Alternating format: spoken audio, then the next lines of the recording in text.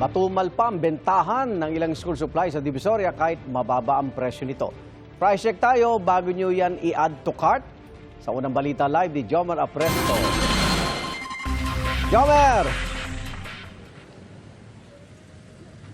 Igan, good morning. Ilang araw bagong pasukan, hindi pa raw ganon karami ang namimili ng school supplies dito sa Ilaya sa Divisoria sa Maynila.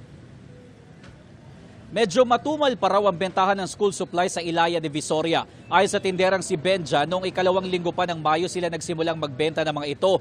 Bababa pa rin daw ang presyo ng ilang school supplies kumpara noong nakaraang taon. Base sa price list dito sa Ilaya, mabibili ng 15 hanggang 35 pesos ang kada piraso ng notebook para sa elementary hanggang senior high school. Nasa 230 pesos naman ang notebook para sa college. Ang mga Crayola nasa 50 hanggang 80 pesos. Nasa 10 pesos ang ballpen, pero kung bundle, mabibili ang 4 na piraso sa halagang 25 pesos. Nasa 15 pesos naman ang mga lapis, 100 pesos kung isang dosena ang bibilhin. May iba't ibang sukat din ng gunting dito na mabibili ng 15 pesos hanggang 70 pesos. Sabi ni Benjan, bagamat murang kanilang paninda, tinitiyak naman daw nilang safe o ligtas itong gamitin ng mga bata.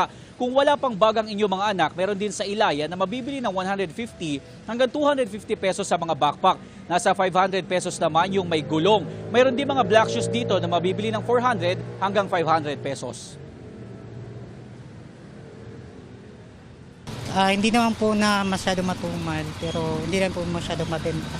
Yung iba kasi wala pang binigay ng teacher, kaya yung iba pa iba-iba na lang. Na pakunti-kunti lang, mga binibili, mga bubot lang.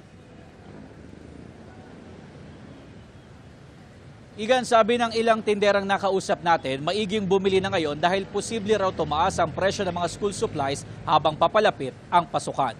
At yan ang unang balita, ko po si Jomer Apresto para sa GMA News.